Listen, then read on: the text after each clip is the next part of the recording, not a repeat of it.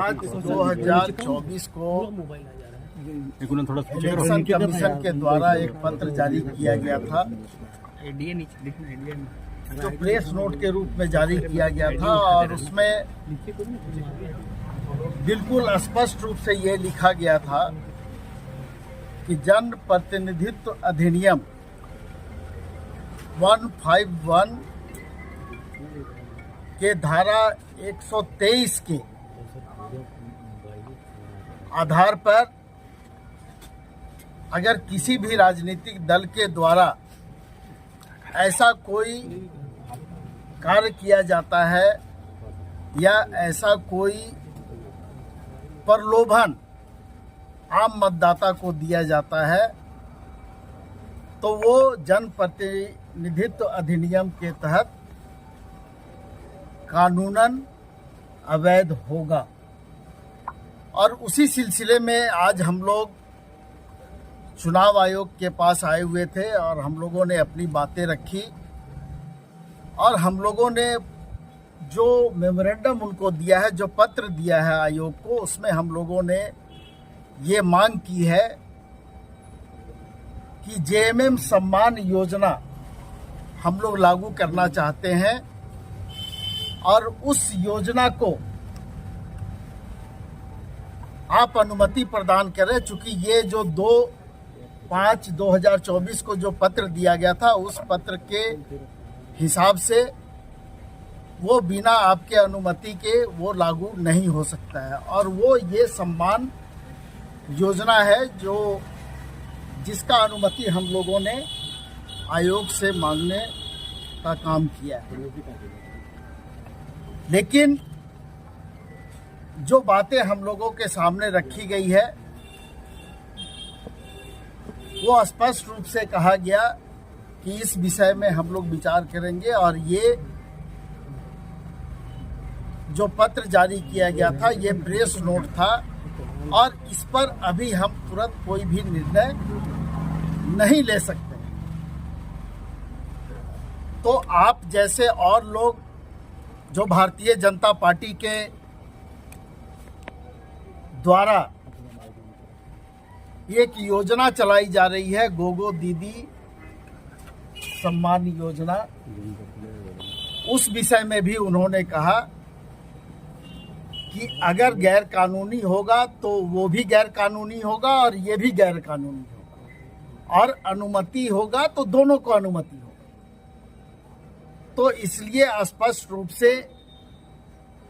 जो योजना भारतीय जनता पार्टी के द्वारा चलाई जा रही है, और जो फॉर्म हम लोगों के पास उपलब्ध है,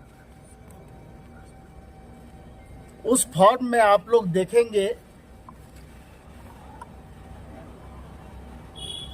कि ना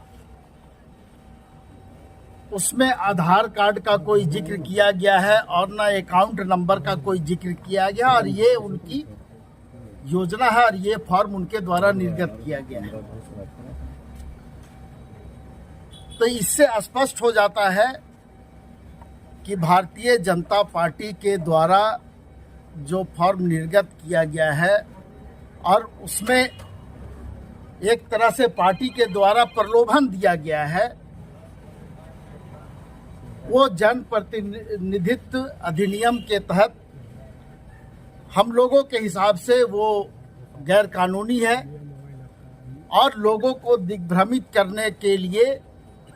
इस तरह का कार्यक्रम भारतीय जनता पार्टी के द्वारा चलाया जा रहा है। आम जनता, आम मतदाता को प्रभावित करने के ख्याल से इस तरह की योजनाएं लाई गई है। और जो फॉर्म में स्पष्ट रूप से जो समझ में आता है कि जब किसी का आपके पास अकाउंट नंबर नहीं है, जब किसी का आधार नंबर नहीं है, तो आप आखिर अगर पैसा दे रहे हैं तो किसको दे रहे हैं? तो कहीं ना कहीं ये पूरे राज्य में